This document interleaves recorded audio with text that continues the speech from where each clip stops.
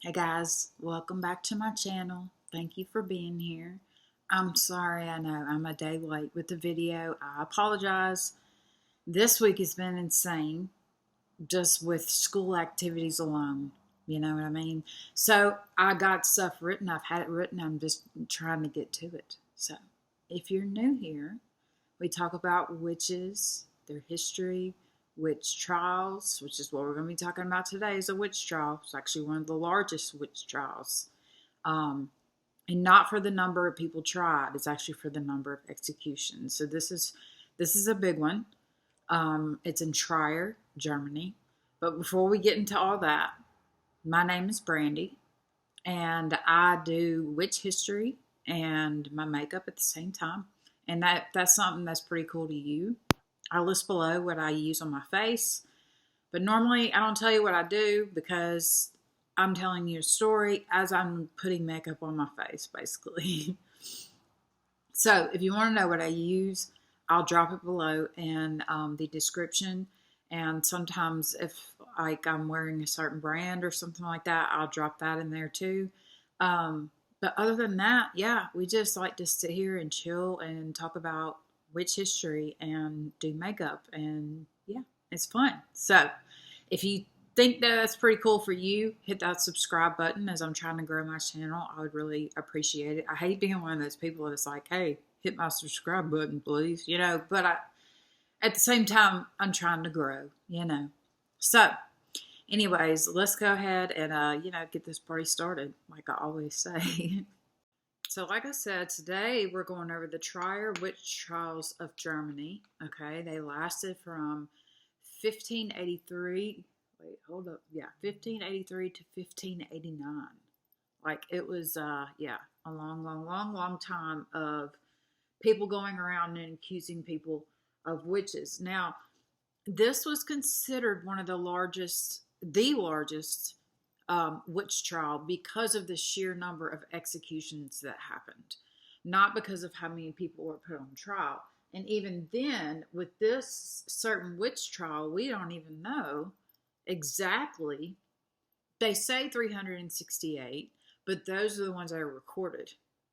Those aren't even the ones that took place, when neighbor thought their neighbor was a witch, and so they just took matters into their own hands type deal. Yeah, that kind of stuff was happening too during this. So we're going to get into all that and all the people that encouraged this, of course. And as you can see, we're way back in time again. We're still around the time where the Maracarian book is. I can't ever say that book. Lord have mercy. Anyway, so that book is still kind of around, and so there's witch hunters and things like that. But let's talk about the town of Trier, actually. So it was a city in Germany. Like I say, it's founded in the late 4th century BC. Yeah. It was one of the top places for the Roman Empire. There was like 4 really huge places for the Roman Empire, and Trier was one of them. And Trier was ran by the Catholic Church. Yeah, we're going back in time now. And this is actually during a time where the Catholics thought if you were a Protestant, you were a witch. Which is funny because in our other videos, we talk about how if you're Catholic and not a Protestant, you're a witch. Once you get over here to America, it's crazy how it all flip-flops and things like that. And this story is cool because I actually learned stuff I didn't even know. A third of the ones that were prosecuted that were recorded were actually royalty. So, I mean, nobody was safe in this witch trial. Nobody, not an air one. I mean, they had 368 executions, and a third of that was people that had titles. So it was like, yeah, we don't really care how much money you got or what you do. You have to. But see, also, this is during the time where torture was acceptable to get a confession, which I still don't know how they didn't make the click. You feel me? Like they'll literally say anything if you'll just stop torturing them. But I digress, of course. Trier was known for its shamans and healers and witch doctors and all this magical stuff. Yeah, they were known for all this stuff. So of course it's going to be the number one place that they're going to go to, to go ahead and hit up people. And they were encouraging people, they're encouraging children to like turn on their parents. Yeah, they even executed some kids.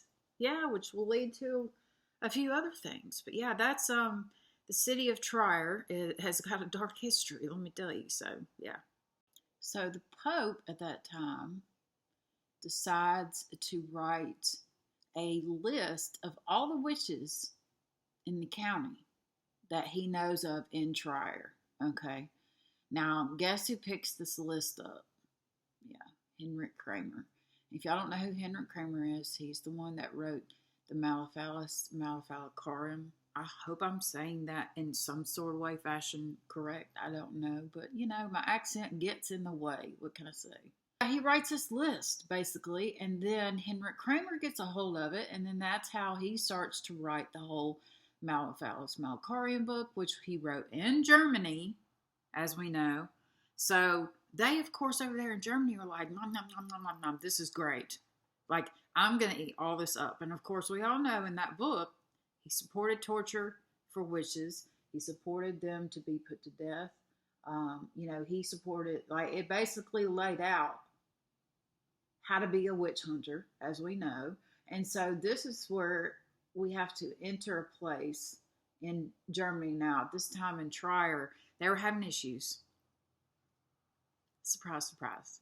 They were having issues with their crops and things like that. You know, they hadn't had a good harvest. Like 2 out of 18 years of this archbishop had been in office that we're fixing to get to. Out of all these years, only like they got like 2 good crops out of it. And so people were like, you know, they're getting upset. They're wanting to know like what's going on. So the accusations of witchcraft start flying around, of course, because, you know, there's famine and drought and, you know, things of that matter. Bad weather. They can never think, you know, maybe it was just nature being nature, you know, or whatever. They had to blame it on somebody. Like it had to have been, they had to have been a physical reason is what they wanted. Okay. But yet they were still looking for a magical one. Like make that shit make sense, you know? Now in Trier in 1581, they bring in a archbishop guy, and his name is Johann von Schnapp. Hold on. Johann von Schonenberg. Johann, that's what we're going to go by. He was appointed the archbishop of the diocese of Trier. Okay, and during his time there, like I say, a lot of the crops and the harvest, they weren't getting as much as they were. And so people were kind of starting to put a little bit of pressure on Johann. Okay. He was Catholic, of course, it's an archbishop. So they're all Catholic, like I say. And during this time, like I say, also if you're Protestant, then you're a witch. It's the other way around this week. Okay. I know it's a little confusing. I just kind of flipped back and forth 3 times, but you know, that's just where we're at. So anyways, he felt the need that people needed some kind of push. These people, he felt like they needed their morals needed to be reconciled. He needed to fix their morals. Okay. He felt like that his people's morals were terrible. You know, because like I say, there were a lot of shamans, a lot of witch doctors, a lot of healers in the town of Shire because it was so incredibly old, you know, and a lot of these people passed down their traditions to their family, to an apprentice or whatnot, you know, and so some of these are actually like medical things they would do. And now the Archduke is looking at this, it's like, you know what, I think everybody needs to go to church like every day, you know. They all should be up in the church every single day. It shouldn't matter what's going on. They should be here, you know. So, because of these religious wars they're having all over Europe, Johann decided his people were going to be Catholic, Christian, like Christian groups like Protestants and Jews and witches became his targets. Yes, they did. Why are they always include the Jews in this? Like, what have they ever done? Give me a break. So, yeah, he says that all of those people are the bad people. And I guess because, you know, Jewish people have a lot of remedies for things too, you know, and I think that's quite useful for them, which is fantastic. And I think that's probably what freaks him out, because they had some ancient knowledge that nobody else really had. And so he goes forward with hiring this other guy to basically just start running witch trials, y'all. That's the only reason why he hired this dude. He wanted everybody to have better morals, to behave better, to always honor the church, you know. I'm sure there were some people, like the Pope marked down people that didn't go to church and things like that, which, I mean, it should be optional. It should have been optional, but back then it was not. You were like frowned upon if you didn't go to church, which in the South is kind of the same way. I'm not gonna lie. I went to church growing up, and then as soon as I was 18, I bounced out. I was like, peace, this is not for me. No. So Johann appoints Peter Bensfield to basically start just picking these people out, you know, like, he's like, yeah, try all these people that you think are witches. Find out who this is, because obviously, you know, the fact they had 2 out of 18 harvests go well doesn't look too good on the archbishop. So, you know, he hires this other guy, Peter Bensfield. Okay. Now, good old Peter. Good old Peter. He sticks to his guns. He's totally down with torturing people until they confess. Even though, you know, you got to think people are going to say whatever if you just to get you to stop, but whatever. And, you know, he said that they flew on brooms. I mean, he put into everything, whatever Henrik Kramer had put into that book, he believed every single bit of it and ate it all up like it was freaking breakfast. I'm telling you. He loved it. He loved every single bit of it. And so I think this guy probably got a pleasure out of doing all this, what he did. So he starts running witch trials, okay? And they have quite a few judges and things like that during these witch trials. And there's some judges that are more lenient than others. And this seems to bother a few people. So like I say, old Bensfield strongly believes in witchcraft, okay? He's the one that's telling kids to turn in their parents and things like that. Yeah. He was a huge fan of torture. I think I've made that pretty damn clear. And high status didn't save you. And now, if you were really, really involved in, now there were so many people executed in this. Obviously, I'm not going to go over every single one of them. It's 368. But more, possibly more, 500 to 1,000, because this is just within the archdiocese of Trier that we're talking about, of this number. And that number alone gives it the largest witch trial. So 6 years, 1587 to 1593, were the harshest for the witch hunts. This is because that's when 360 people were burned alive for witchcraft, and 1/3 of that was nobility. Like I say, they try to say the royals were you know, but no, not really. They were not. And then that we have a duke that rolls through, okay, and he sees so many sticks in the ground of Trier from where they've burned all these people. He's like, that's the only thing you can see. It's like all these stakes. He actually said, quote unquote, everywhere around here we see almost more stakes from burned witches than green trees. That's coming from a duke being like, whoa, what the crap is happening here? You know what I mean? Now, there was quite a few people that didn't really like the way the archbishop was going about and doing stuff. And this was actually a judge. And his name is Dietrich Flade.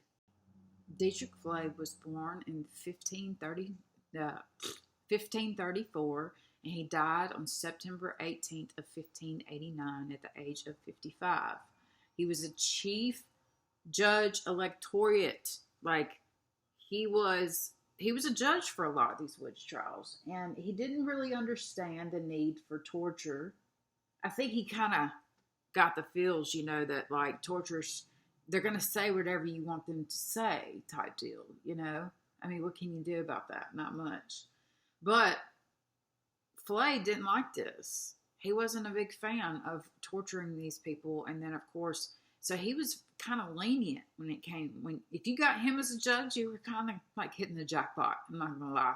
You know how if you go to court and you're like, oh my God, what judge am I going to get today? I know a lot of my friends did that. But he did not approve. He didn't even believe in witchcraft. Dietrich Flay did not even believe in witchcraft, point blank period. He did not approve of the use of torture. He was more lenient towards the accused. And because of this resistance, this kind of made him a target, unfortunately. He's being lenient with these people. You shouldn't be lenient. You should be torturing them, and you should be enjoying it. Okay? That's exactly what all the church people are saying. But this guy's not like that. You know, he's a judge. He's educated. He's gone to school, you know. He's an educated man. And he's like, I can't in good conscience uphold the law by torturing somebody until they say whatever I want them to say. It didn't make any sense to him. And so that made him a target. He's a witch. They point the finger at the judge. You got to be a witch. Even some of the witches said that he was a witch. Even they were like, yep, that judge up there, he's a witch. That's for sure. He is most definitely a witch. Like, what is that? For real. This man was being lenient with y'all. And now you're trying to be like that? So, yeah, they start pointing the finger at him, saying that he's been to Sabbats. You know, that's where they have the black mass and all this other stuff. Yeah, the same old rumors, you know, the flying, the pacts with the devil, the blood magic, the everything. Yeah, they were saying that he was doing that because at the Sabbats, that's what they did. Supposedly now, according to the book that they're all going by that Henrik Kramer wrote, you know, at these Sabbats, they would have sex with the devil. They would make pacts with the devil. They would fly over their brooms. They held these in churches. You know, it was like, oh, you know, I mean, everybody was freaking out about it. Okay. And so, unfortunately, this judge, who's actually a pretty good soul, ends up having to be tortured. Okay. And because he's tortured, he confesses, of course. So the confessors were encouraged by the torturer at this point because they were trying to get things against Flav, however you want to say his name.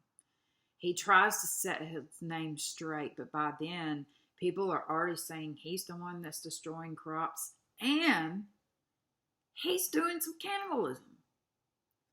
I mean, I guess once you got that thrown out there, you don't really have much left. You can't really save face from that.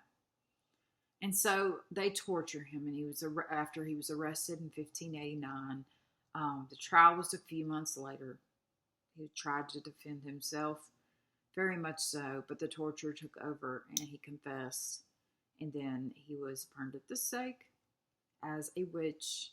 This educated judge. That's what I'm saying. He's like, that was one of the royal people. You know, normally we don't see this. We don't see the judge getting, well, except for the one trial we did. We don't see the judge getting into it that much. You see what I'm saying? But with this case, and then it goes out more too, because he has colleagues that believe the same thing he does.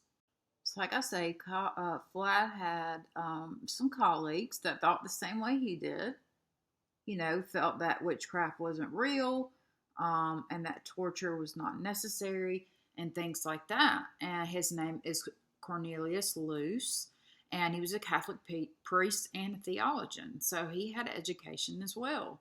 Now, Loos took the time to study his beliefs and his religion. Like, he put the two together, and he said that what he knew didn't match what other people were saying. His beliefs in Jesus and Catholicism and his knowledge of theology did not match up with what these women were saying. Basically, like the flying part. And they didn't believe that demons came into a physical form. You know, like when they had the Sabbats and they said the devil would stand at the pulpit. He said that according to his readings in the Bible, that a spirit cannot inhabit, a demon cannot just form in front of you, basically, is what he thought. And that torture and the peasant uprising and crop failure and all this wasn't because of demons, and it wasn't because of witchcraft. They don't, like I say, they don't take on, he said, Luz said that they don't take on a physical form. It makes sense. If you think about, if you are a Christian and you read the Bible and then you compare it to what all these other people are saying, at the same, you got to think, he's like, okay, this isn't really matching up with what the Bible says. So I think that we are, hurting people for no reason, and we need to stop, And so, of course, he came under ridicule for that. And he tried to write a paper. He actually did write a paper, and it was called Truth and False Magic. But it did not get off the ground, unfortunately.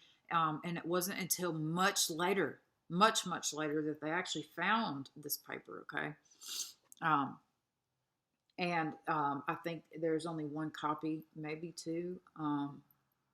And it doesn't have an author, so they're not sure if it was his writings or not. But poor old Luz, he gets he has to confess, they torture him, and he finally says that, confessions of the wishes showed that he said the confession of the wishes showed the delusion of the confessor, which I 100% agree. You feel me? So, like I say, he wanted to print his ideas, but the church wouldn't let him. They actually came and confiscated it. Surprise, surprise, the church is hiding stuff. Oh, who would have ever thought? Yeah. And like I say, they had it hidden for a while in the library at TRIER. Yeah. And I think now you can go to Cornell, and I think that's where they have a copy of it. Yeah, in Cornell. And they discovered it in 1886, an American historian named George Lincoln Burr. No, Bunn. I can't read my own handwriting. I'm sorry. Yeah, I can't remember all these names and things. Y'all know I have to write everything down. But he discovered it and then kind of put two and two together with how the guy's views were at the time, and the fact that he wrote a paper, but the church came and ganked it and hid it somewhere. And so when he found this paper, it didn't have like a front page or like a table of contents. It didn't have who wrote it. Didn't have an author. But he kind of put two and two together and was like, hey, I think that it was, old Luz, because this sounds like exactly what he would have believed, and this is exactly what he would have written, something like this. And so it's kind of interesting that something from 1589 gets hidden for 300 years until the 1800s, like 1886. Wow, they hid that for a long time. That's a long time to hide something like that. Just saying. Anyway, so they did take him into trial. His ideas were dangerous because of his status, but they didn't want him killed because obviously he's a theologian. He was very, but it is what it is. This man ends up dying from the plague like 2 years later. Yeah. So from then on, he was watched like a hawk. He had to recant his beliefs publicly in front of people in 1593. He's like, I recant everything I say, everything that I wrote.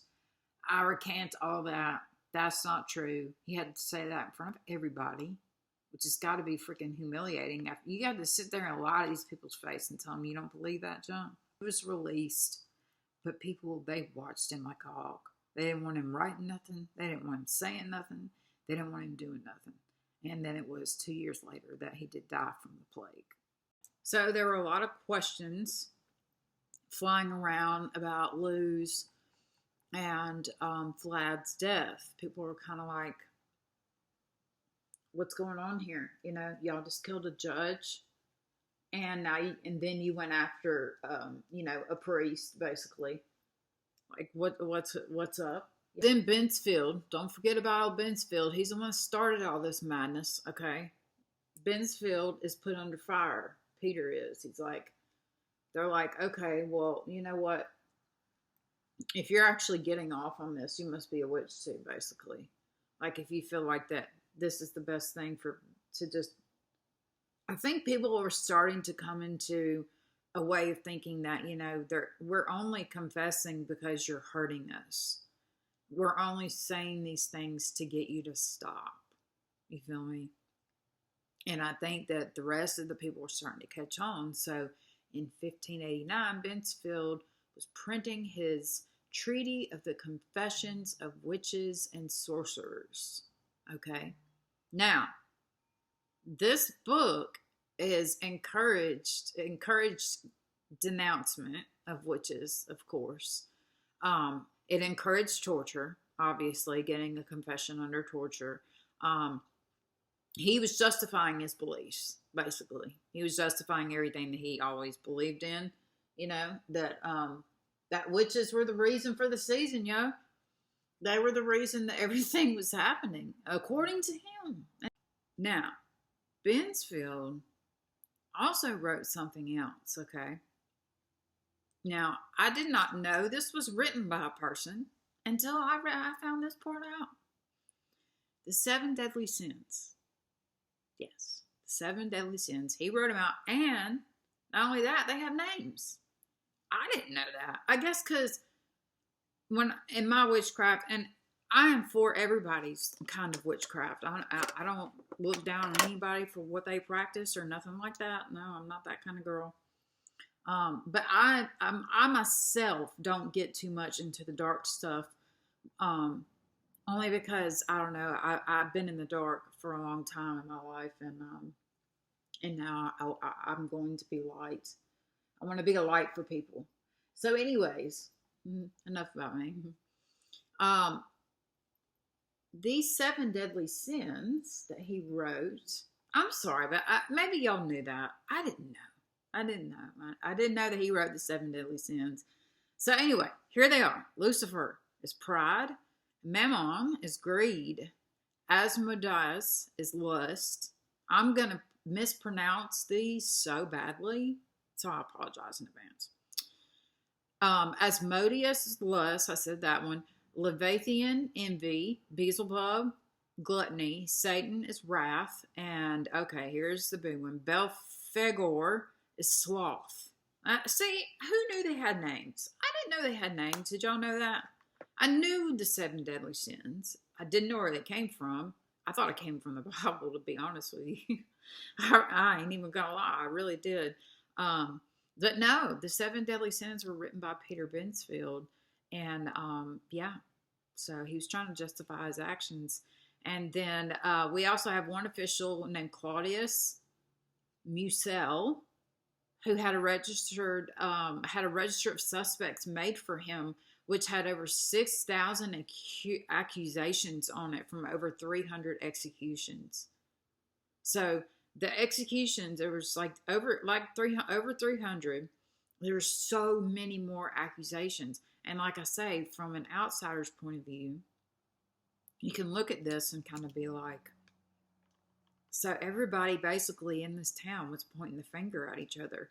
They were including the fact, you know, well, I will say though that Peter did say that they should not encourage children to go against, like you could not be a witch if you were 14. Yeah, you couldn't be a witch if you were 14 and under. 12. No, it was 12. You were considered, you couldn't be doing witchcraft. I don't even think you could go like to jail if you're 12 for witchcraft. Like he did say that.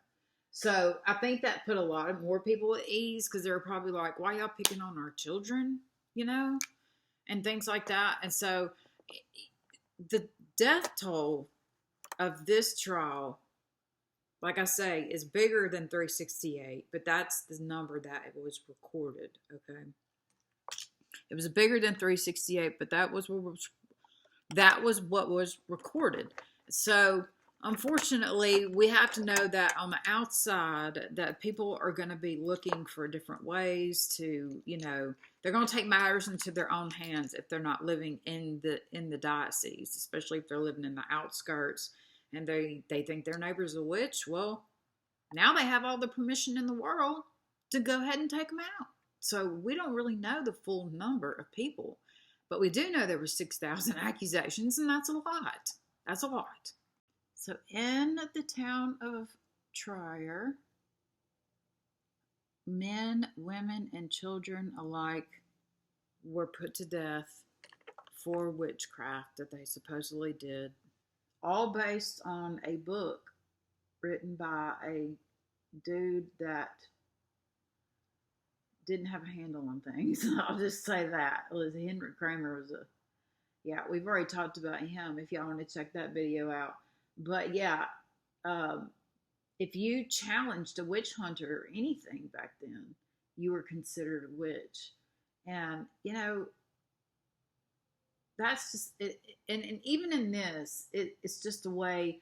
This isn't even a power struggle. You know, some of these trials are power struggles, you know, about women's rights and things like that. But nobody was safe in this trial, guys. Nobody was safe. Like, nobody was safe. If somebody pointed the finger at you, you know, I'm sorry. Oh my God, I'm so sorry. That's so bad. And yeah, I know. So at the end of the day, just because your neighbor may be doing a little bit different practice than you doesn't necessarily mean that they are, you know, evil or anything like that. Their practice could just be different than yours. And I grew up in the church now, and I forgive people as they need to be forgiven and things like that. But I don't feel like the church teaches you how to stand up for yourself when you get out into the actual, like, the real world. You know what I mean? You don't really, I don't think you can. And that sucks, but it is what it is. Because I was in the church for a long time, and, you know, like I say, it is what it is. So, but with this trial, with the sheer number of people that got killed, is considered the largest trial in history of all witch trials, because of the number of people that were executed. And it was much higher than 368, I'll tell you that right now. But just because of people wanting to take matters into their own hands out there in the country and do what they need to do and all that fun stuff. And, you know, I get it. The church used their fear. It used their fear of crop failures, weather. It just set on that fear. It like jumped on it and like held on to it, and then like made sure that fear stayed strong. And this lasted for like 3, 4, 5 years. I mean, it kept going and kept going and kept going. So this is actually one of the most depressing trials that I've ever covered. I'm not gonna lie about that. This trial, the fact that judges and dupes and priests and things like that weren't even safe from this. You know, you even have a theologian who studied theology, knows the Bible backwards and forwards, and is looking at these 6,000 confessions and comparing them to things in the Bible, and he's like, these things just are not adding up. They're saying things that literally cannot happen. Cannot fly on a broom somewhere. You cannot meet with the devil and make a pact or have sex with the devil. You know, I mean, to anybody else, that form, I don't believe in hell anyway. And so I don't believe that, like in Constantine, when they say that they're coming through the other world, if you haven't seen Constantine, something's wrong with you. I'm just saying. But anyway, no, I'm just kidding. Y'all need to go watch that for real, because it says in there that they cannot come through to the real world. They can show themselves, but they can't come through. And that's the problem Constantine has, because they're coming through. So y'all should check that out. But anyways, that's the end of our video for today. And I appreciate you guys being so cool and chill with me and my busy schedule, because I do have children and family, like a whole ass family. And you know, it is, I love doing these videos. They're so much fun. And the next one I'm going to do is going to be on the field trip that I went on yesterday with my kid. Although, I mean, y'all aren't going to see any pictures of him. But the field trip was to Childersburg. And it's supposedly one of the oldest towns in America. And there's this huge cave there with this huge story. And I have to tell y'all, so I'm going to be researching that and giving you guys that probably sometime this weekend. I'm not sure. I don't even know what today is. Today's Friday? Okay, so probably Monday. Much love if you stuck around this long. If you don't mind, hit that subscribe button and watch some of my other videos. I know I talked a lot about Hendrik Kramer, and if y'all don't know who that is, you can welcome to go back through my stuff and watch these videos. I do jump back and forth between time. But anyways, if you guys don't mind, hit that subscribe button. Watch another video if you want. Learn some more history. This has been a lot of fun. I really had fun researching this one. I felt bad the fact that these, you know, higher ups were getting accused just because people were saying that, and it was all because they were not getting a good harvest. Is all this whole entire thing was based on not getting a good harvest and finding a scapegoat dependent on. And they used Christians and Jews and witches to do that. The shamans, the witch doctors, you know, the healers. They took them all out. You know? And it makes me sad because all that knowledge passed with them. I have so much knowledge I wish I could take on, you know. All of the natural remedies and heals and things like that. I mean, that's just amazing. Anyway, I'll see you guys next week. Thank you so much for being here. And if nobody's told you today, I love you. So I hope you guys have a great weekend. Much love.